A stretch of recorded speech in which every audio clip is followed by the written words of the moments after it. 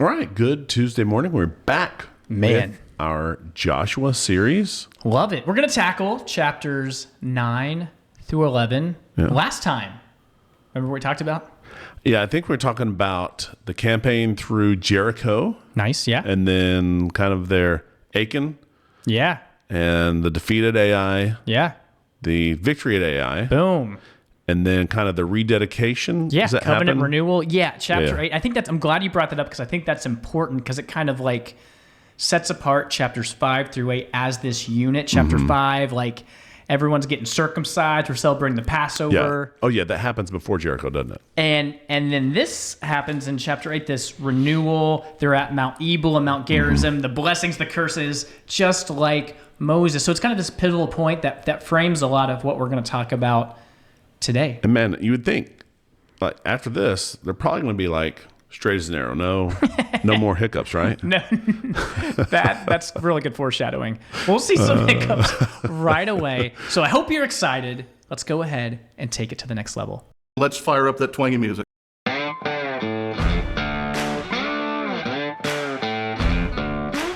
From the hearts of the Low Country in South Carolina, It's the Take Two podcast, where we take theology to the next level.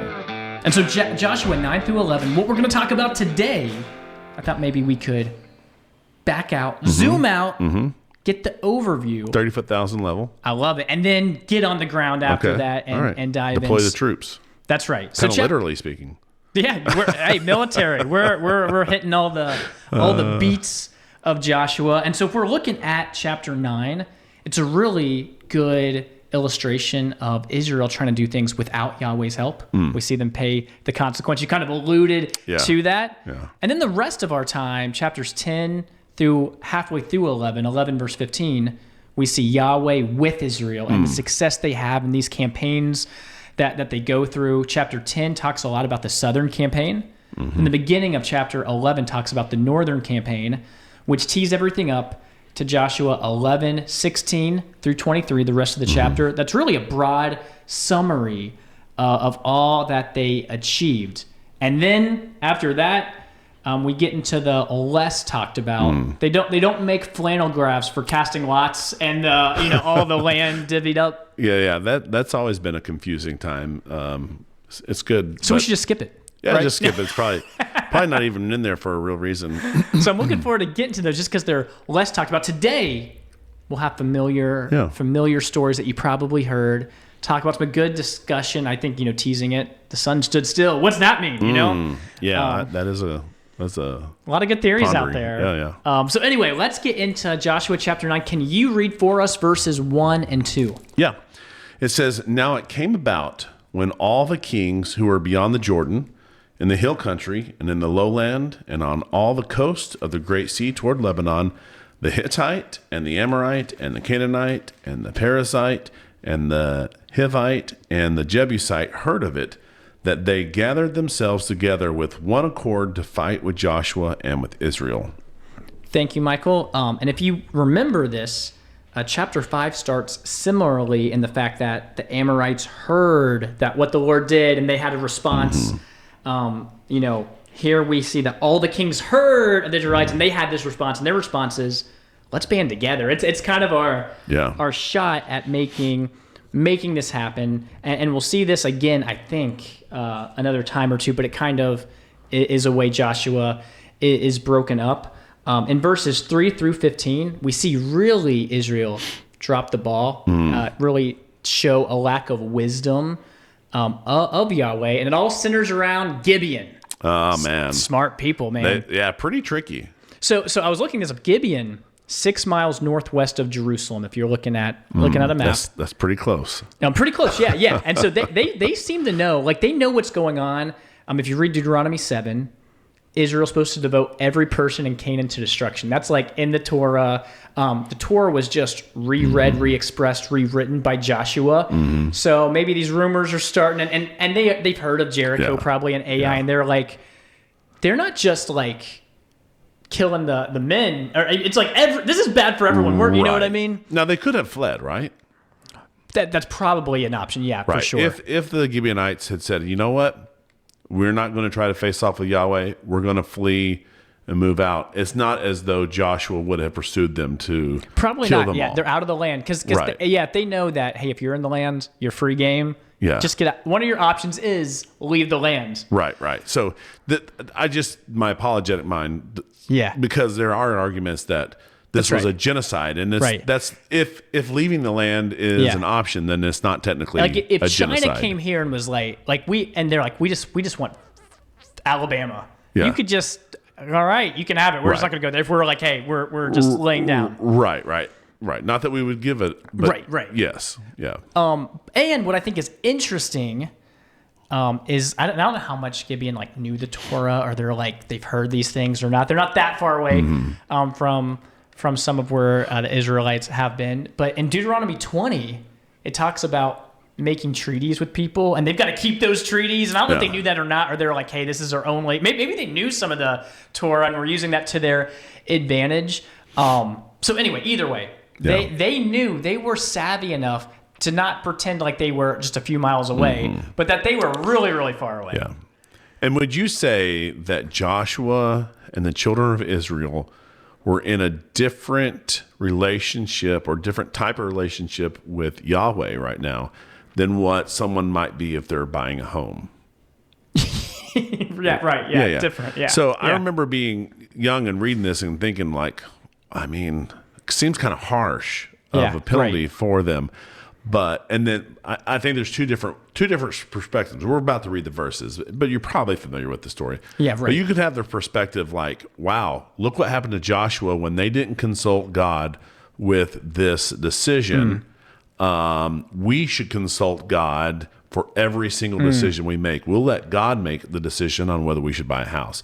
We'll let God make a decision on which horse we should ride. We'll let God make the decision on which car we should buy.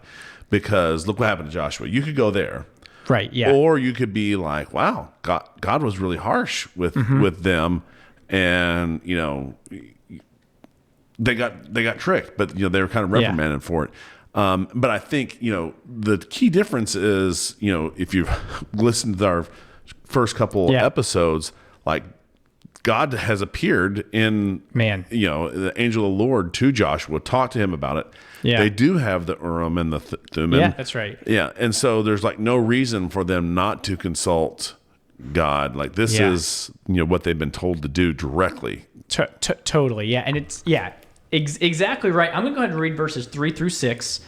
Gets at the crux of what Gibeon did. But when the inhabitants of Gibeon heard what Joshua had done to Jericho and to Ai, they on their part acted with cunning, and went and made ready provisions, and took worn-out sacks for their donkeys and wineskins, worn out and torn and mended, with worn-out patched sandals on their feet, and worn-out clothes. That's the theme. Worn out, 4 times. And all their provisions were dry and crumbly, even made like their bread crumbly. Like that is like so good. Like kept it out, so smart.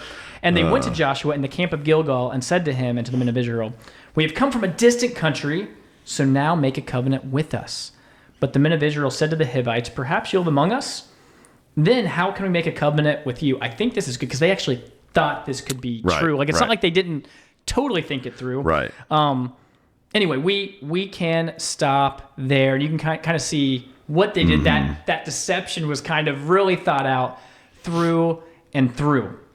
Not only is that their deception, I'll read a couple more verses here. Verse 9 says, They said to him, "From a very distant country your servants have come, because of the name of Yahweh your God. For we've heard a report of him and all that he did in Egypt, and all that he did to the 2 kings of the Amorites who were beyond the Jordan, to Sihon, the king of Heshbon, and to Og, the king of Bashan, who lived in the Ashtaroth." And so they even invoke the name of Yahweh, like, we've heard of Yahweh, and so we came to you. That's sounds really good. Yeah. To your point where it's like, maybe you start to empathize and be like, man, that is kind of harsh. But you're right. I think Joshua, the story of Joshua, maybe not as known as some other places, but it does emphasize the holiness of God at the same time. Just be obedient. Yeah. Like, just be obedient, Just submit this stuff. Like, yeah. That's good. And what's interesting is this confession of faith, if you compare it to Rahab's, it's very, very similar. We see Rahab follows through with a certain action. There's one thing to confess something, another thing to and we give live it Rahab's out. family a treaty. Right. Right. You see, Yeah. so you can see some of these like similarities here. Key verse 14, especially the second half. You want to read that one for us? Verse 14. Yes. So the men of Israel took some of their provisions and did not ask for the counsel of the Lord. Yeah, and you allude to this. That kind of gets to it. They did. We read in verses 7 and 8. They actually did a little due diligence. Like they talked about it. Like maybe you're trying to trick. Maybe you didn't come from a distant land. Like they thought about that. It's not that they didn't think things through. It's that they didn't pray or ask Yahweh because it probably did seem overly straightforward, overly easy, and most of us, probably not like most of us, like when we're in doubt, I'm going to pray a lot.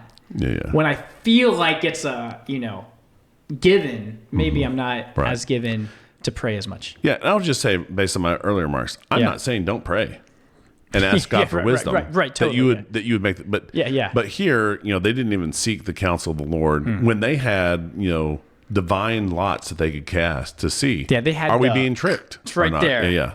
Man, let's we'll pivot a little bit. And Israel they have this concern. I think this is a good conundrum to think through, where they're like, man, we want to honor Yahweh. Read verses 18 and 19 for us. All right. It says, the sons of Israel did not strike them because the leaders of the congregation had sworn to them by the Yahweh, the God of Israel.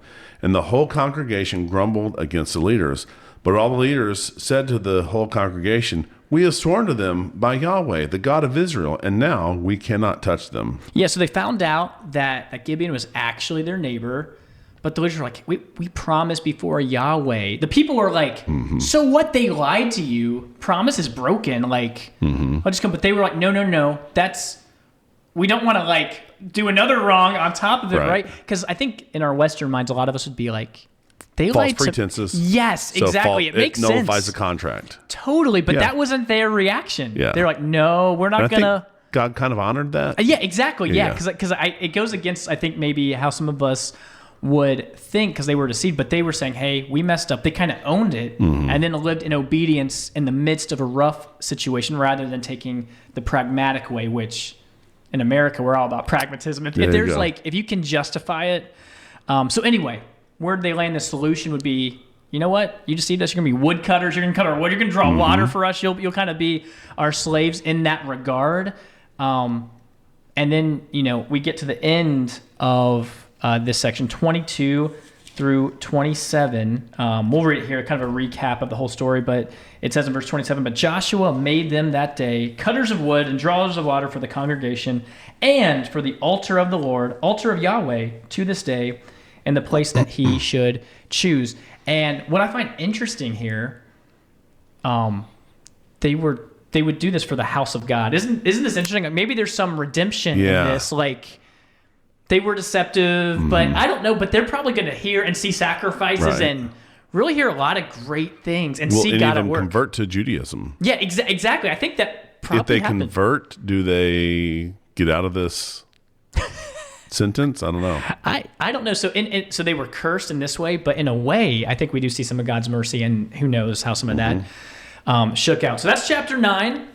We transition in chapter 10 to the southern campaign. If you read 10 verse 1, it's probably familiar to what chapter 9 was in chapter 5, but go ahead and read that for us. It says, now it came about when Adoni-Zedek, king of Jerusalem, heard that Joshua had captured Ai and had utterly destroyed it, just as he had done to Jericho and its king, so he had done to Ai and its king, and that the inhabitants of Gibeon had made peace with Israel and were within their land. Keep going? Keep going, yeah, let's read. That he feared greatly because Gibeon was a great city, like one of the royal cities, and because it was greater than Ai, and all its men were mighty. Yes, a couple things that are interesting. So we're talking about the king of Jerusalem, Adoni-Zedek.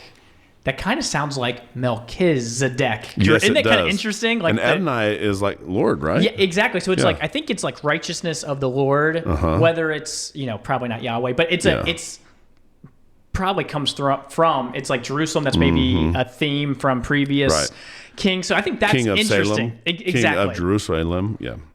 Same town. Same town. Exactly.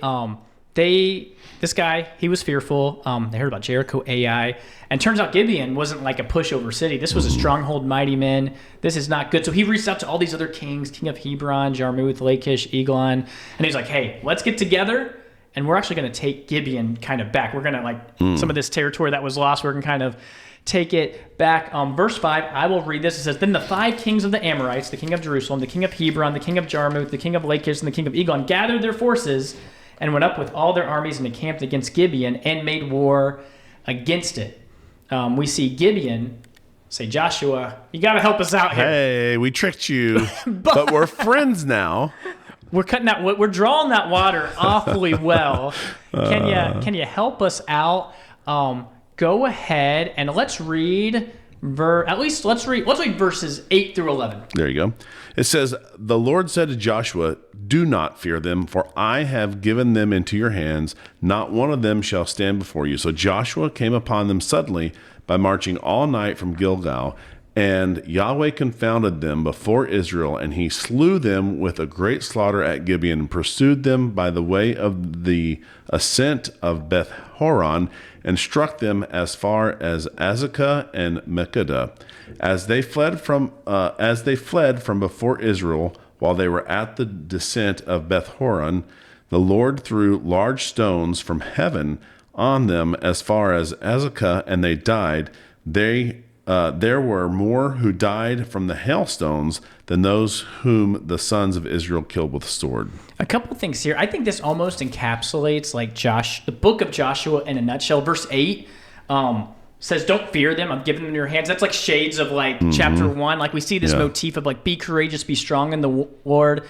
The very next verse, what's Joshua do? He takes the army and marches. There's like obedience. It's like, don't be afraid. Joshua acts in light of that, shows some faith. And then we see Yahweh sounds like a warrior here. Sounds more like Jesus at the end of Revelation than maybe what you're accustomed. Throwing down the hailstones, like doing some damage, destroys more than all of Joshua's men. That's like amazing. So you see like all of that wrapped up in 3 little verses. Yeah, that's pretty cool.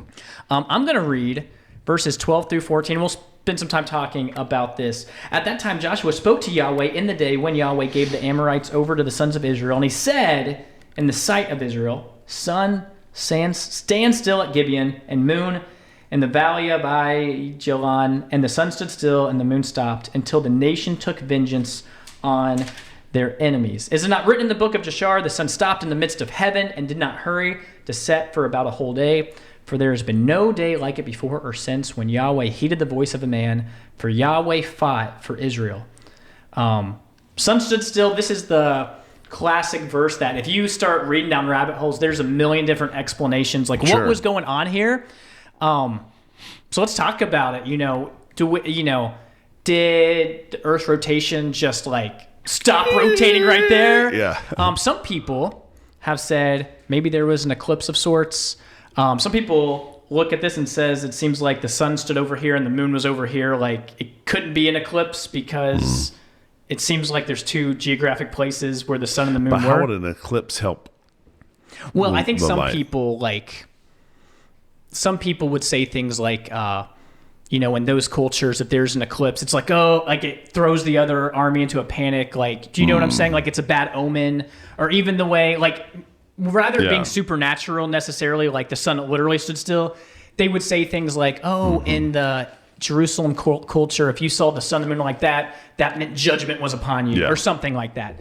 Some people would say, maybe there was this unique cloud cover making it not so hot, so they fought all day. And then there's a bunch of different Canaanite superstitions of bad omens when the sun and moon were in certain spots, and that they saw that they would have maybe not given up. But you see all these things. Are you familiar with the darkness view? This is what this guy, I didn't bring the book, Dale Davis. He's like, hey, I don't think this is a slam dunk, but I had never heard this. He's like, people don't give this credence. In Hebrew, the words for stand still mean dumb, silent, or still. So which activity of the sun and moon is Joshua prohibiting? Most assume it's their movement, but he's like, maybe it's their shining, like sun. Keep it dark while we raid them. Keep it, and so this is why he would say it's a good time to ask for darkness it would be, almost, it's like if they went all night and they're attacking at 7 a.m., it almost would be like you might not want a lot more day. I mean, you know what I mean? Just like that. But he's like, there are problems with that view. 2 verse 13, the way the moon stopped. I don't know. There's things that don't make it perfect. I had never heard that, so I thought that was interesting to bring up. That's cool. Did you want to mention like some type of supernova going off and making it bright? He just mentioned like a couple, and he was like, go read these 5 books if you want to like know like all the things. Yeah. What else have you? Because there's I haven't. To me, when I have heard people talk about this, it seems like we always try to find some natural explanation where it lines up, and I'm generally okay with that. Because a natural phenomenon that's rare, that coincides exactly when God's army needs it to happen, you could still say that's miraculous. Totally. Yeah, right. But I'm not necessarily convinced it was a natural phenomenon. It could have been... It could be as simple as... God just made it light, or God just made it dark somehow. He didn't have to have some natural occurring phenomenon. I think the takeaway is that God acted here to allow Joshua to be victorious in a way that was kind of unprecedented at the time. I think that's so good where it's like all these people get like bent out over this thing. It's like, don't miss the main point. We see all of what God's doing. We see it is unique here that even the way it's worded in verse 14, there's not been a day when the Lord heeded the voice of a man. Like Joshua cried out, Yahweh was on board, and we see through the story Yahweh's clearly in charge in all of these things. The rest of the chapter is really devoted to the victory. I mean, we can see where it's going, and the 5 kings are trapped in a cave. Read verse 24 for us. It says, when they brought these kings out to Joshua, Joshua called for all the men of Israel and said to the chiefs of the men of war who had gone with them, come near, put your feet on the necks of these kings. So they came near, and they put their feet on their necks. Isn't that would be quite like, I mean, you're Israel, you've seen enough, but this is kind of teeing up a bunch more fighting. Yeah. And this is just like, be strong and courageous. Like, look what I've done for you. And we saw like Yahweh's throwing up the hailstones, causing the sun to stand still.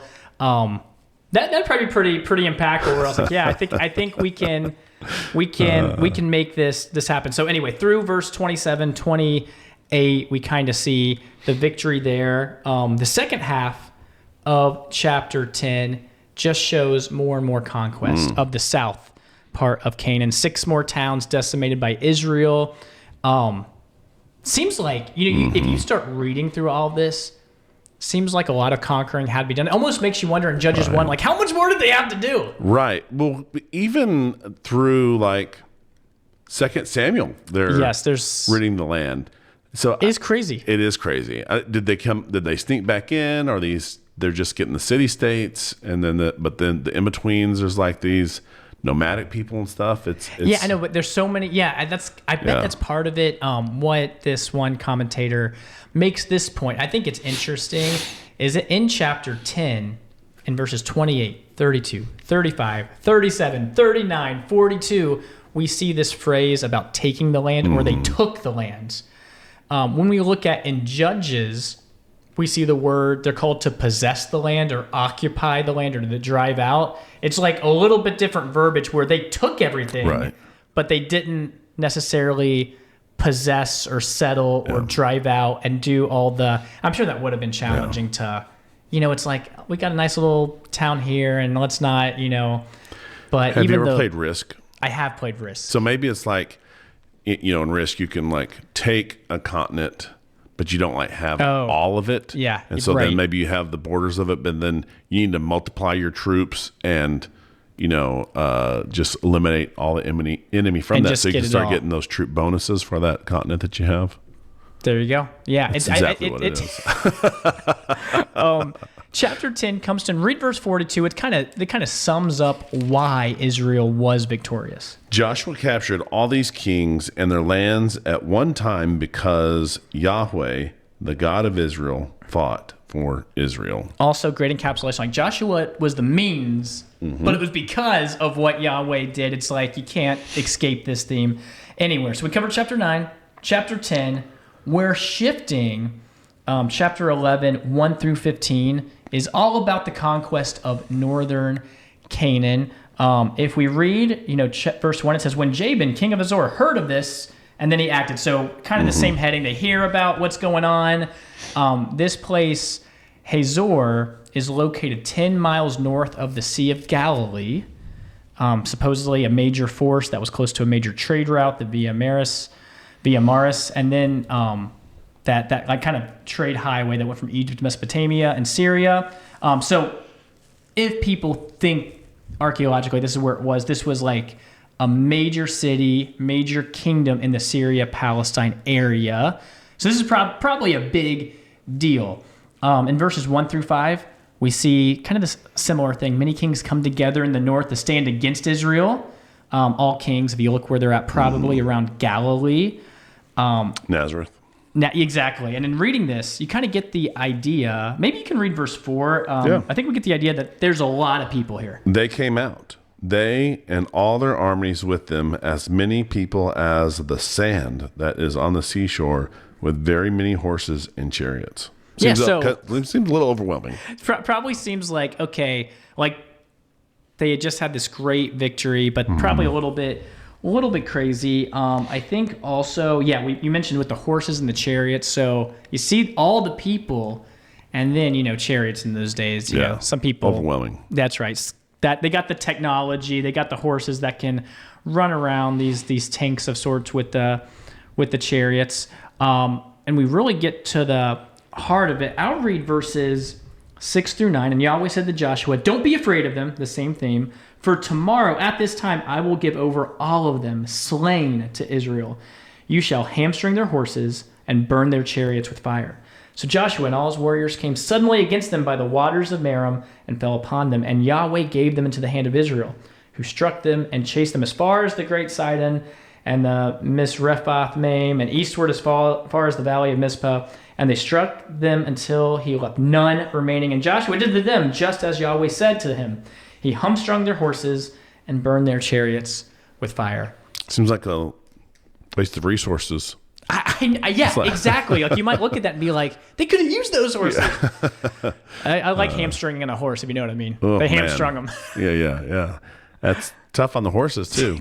It's not a good day to be horse or chariot. Burned them. Yeah. You're like, you can keep the chariots, right? But God told Moses, you're not supposed to accumulate horses and chariots. I'm going to fight for you. That's like the perfect. It's like they knew that. Yeah. Going into it. Maybe where people think this kingdom of Merom was one of these kingdoms in Upper Galilee was 4,000 feet above sea level. Maybe that's where Yahweh led Joshua, where maybe chariots would have a little bit hard time, maneuvering. You see these things. I don't know. You can always make these guesses. Verses 10 through 15, we kind of get to the end of this northern conquest. Joshua's obedience to God's commands kind of fit with what's been written in the Torah. There's complete destruction. Burns one of these cities. If you look throughout Joshua, I think only 3 cities are explicitly burned. It's Jericho, Ai, and one of these. And you might be like, why didn't Israel burn all the cities? Probably because they're occupying them. Yes, you got like these great promises in Deuteronomy 6 that you're going to live in cities that you didn't build. Yeah. You're going to like have Eat these from olives. fruit trees that you didn't plant. And it's like, oh man, so that's why you might, you're not burning down everything. Anyway, we see the Torah. Moses, was quote unquote the lawmaker. Joshua is like a law keeper here, like living out the Torah being a model. And so that kind of closes out the northern campaign, which gets us to the last part of the last half of chapter 11. Let's do this. Can you read the bookends of this section? Yep. It's kind of a summary of everything, so 16 and 23. Thus Joshua took all that he had, the hill country and all the Negev, all the land of Goshen, the lowland, the Arabah, the hill country of Israel and its lowland, skipping down to 23. So Joshua took the whole land, according to all that Yahweh had spoken to Moses, and Joshua gave it for an inheritance to Israel according to their divisions by their tribes. Thus the land had rest from war. Yeah, we're just finishing 11. It seems like they did a lot. We're done with the book. That's the end of the book, like, right? Let's close it up.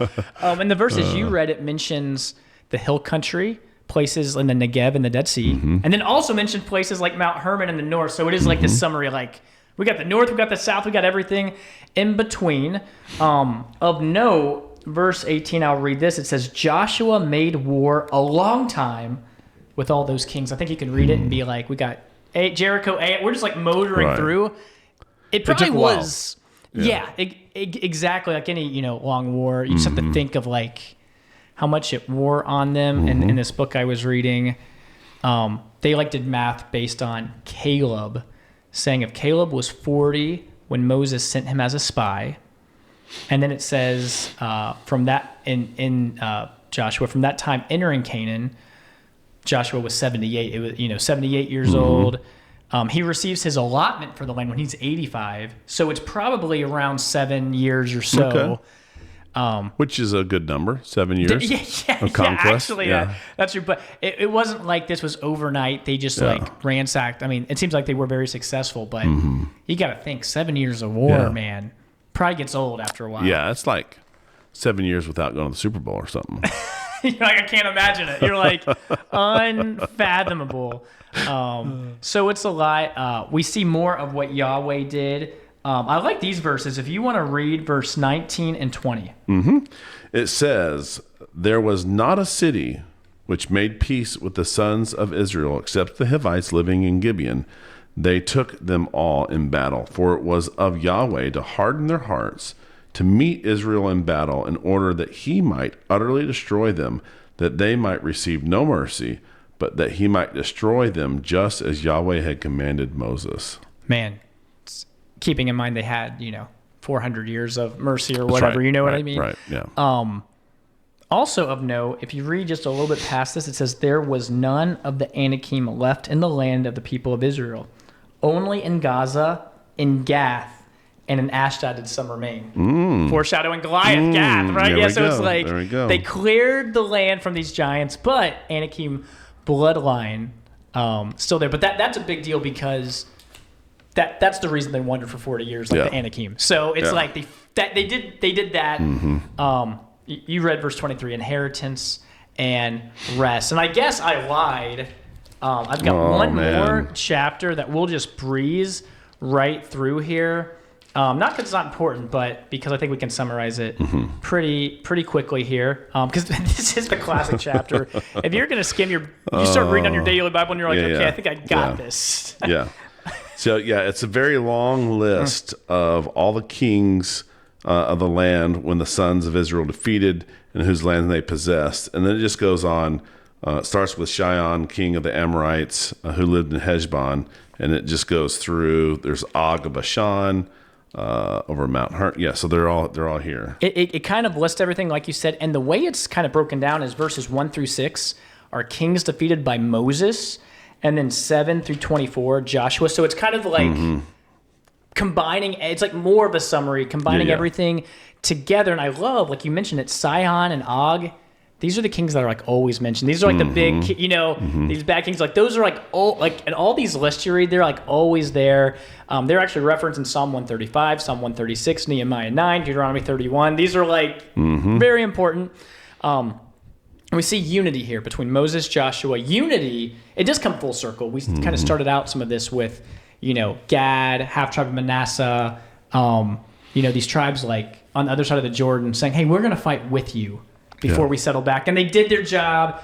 They got everything. I think that's, part of the reason it talks about this conquest on the other side of the Jordan. So overall summary of Israel's conquest, it's very specific, which is important, not general. And that really tees it up for next time, Joshua 13. We'll start dividing the land. Yeah, and I think we can probably just read those chapters straight. Just read. Because they kind of sell themselves, you know what I'm saying? They just jump off the page. Well, to briefly recap, we talked about chapter 9, Israel without Yahweh. Yeah. Got deceived. Not great. But and a different economy then. Yeah, that's right. Different economy. So we're not saying don't go to the Lord, but they had a different way of doing things. Yeah. Then they kind of got on the same page and really rolled with that southern campaign, northern campaign. We talked about the summary. Really teeing up most of the book. And the book keeps going till it's like 24. So it's like there's still a lot of text to cover. So you might be like, what are they going to talk about? Right. Got to hang in for that. Is it time? I think For it's our, time. The final take, the last take, whatever we say. Yeah. Yeah. I guess on my mind, unless you got something on your mind. No, you're good. You can go. Your daughter. Oh yeah, which one? Your daughters. Two daughters. Okay. Are snitches. Ooh. You know what they say? Yeah. Snitches get stitches. Yeah. There You you go. are Chloe and Lydia. Is this about you being on your phone in the car? Yeah, the more I talk, the worse it gets. I wasn't, not great. That's one of them. Chloe told on me. And then I can't remember. I feel like Lydia did. It's escaping me right now exactly what she told on me for. Let me ask her. You should ask her because she was like, was it with axe throwing? I don't know what it was. It's something that came upon, but it's one of those things. I was next to Chloe at a stoplight, and I look up, and I'm like, it's like weird because it's like 7 in the morning. I heard the story from her point of this is view. great. You can fill in the Before gaps. she knew. So she's like, hey, I was driving up. There's this car, and it was a Tesla. And I was like, oh, that's Zach. And then you got in the far left lane. She was in the middle lane. And she said that for maybe 2 minutes or so, she tried to get your attention to the point where it was kind of awkward. She's like, okay, I'm going to stop doing this because I feel awkward. Because she said, I was just like, I had made my mind up. funny. I'm just going to wave, and it's like, after like a minute or so of this, like she said she even got something, like one of her stuffed animal or something that she had was there, crazy, was y'all. waving it, and you were, I was you were locked in. working. I was working. To Fox's credit, you were putting the time. trying to make the most of every opportunity. I'll tell you what. I'm not saying I endorse it, but if you put on that full self-driving, then when your car starts moving, you're like, oh, I guess the light's green. You know what I mean? They're like, okay, I'm good. That's what you should rely on. But from my point of view, I look up and Chloe's not paying. I was like, oh, this is weird. It's like 7:30 in the morning, just dropped off my kids. I was like, that's weird. I was like, oh, Chloe, and I was waving my hands, not knowing she had to try to get my attention. Right. But now the roles were reversed. And she's like, I wasn't purposely. Like, I was just like trying to make it not awkward now. So she's like, I was looking at something, turning around. And then she notices you had like some neon paper or something, was waving it or something. Yeah, it was like the car line, like you have like your last name. So I was like, actually, I did not have my full self-driving on because I did not go. And she's like, Zach, you need to go. You're not going the light screen because I had to turn left. And so I was like, oh, good, because I'm sure everyone behind me that probably knows. Jill loved this story though. Oh, I could tell. She texted the group chat. It's great. She loved it. It's full circle for her. Payback is sweet. Yeah, because you may or may not remember Zach caught Jill texting. At one point in time, and that's right. That's why you made don't a big deal of it. Yeah, cast the first stone. That's right. Spec in her. Yeah, it's how it goes. Lydia. Did you remember? Because I think so. Okay, good. Because she's not. If there's one daughter who may not get right back to you when you text her, it's Lydia. And we tell her, I don't know. I don't want to I shouldn't broadcast it. Oh, you don't want to broadcast It's probably not good to broadcast safety with kids in a car. Oh, I do know this. Anyway, it was our car died. It was tough. We double buckled kids and stuff, and it wasn't pretty. But everyone's fine. Yeah. We've been in this. You were at a place where you had to drop a vehicle off. Yes. The minivan. Without the kids. Yes. So you just drop it off. Just drop it off. And then later you're like, that vehicle had car seats in it. That I probably needed. Yeah, that's tough. Also, won't get into it. I've told the story to a lot of people, but car rider line at Northwood just blew my mind. I asked Jackson to come around. It's like a snake that circles in on itself. It's something. You go in, come around, and then it shifts over and then it comes. It is a beast. I was already struggling, and we had two of my kids on the right hand side of the car, and I was like, I just rolled in my mind. I was like, Jackson, just run around to the other side. You thought I just yelled a curse word or something. All the teachers were like, no, someone stop that kid, not in the road. Clearly it was a huge safety. And I agree that's probably not safe for kids running the road. Yeah. But it was we almost shut down car line. It's a different world than from what we grew up in. You know what I'm saying? It's and good on them. Good on them. That's right. You're trying to save. We trust them. Yeah. That life. That could the accident that could potentially happen. I wasn't cut out for car rider line, man. Leanne does car rider line sometimes. I'm noticeably positive, but she's like, man, every now and then things get tense. Yeah. It's good. Yeah. Well, that's great. We got just a few more episodes probably in Joshua. Well, anything else you want to do on this last take before we wrap it up? Not that I can think of. It's great. So take away Joshua / Chloe and Lydia will tell on you so fast. Just keep that in mind. No, I'm just kidding. But that's all I got. So I'm going to say that's our take. Thanks for listening to Take 2. Find us wherever you find podcasts and on YouTube for those who want to watch our videocast.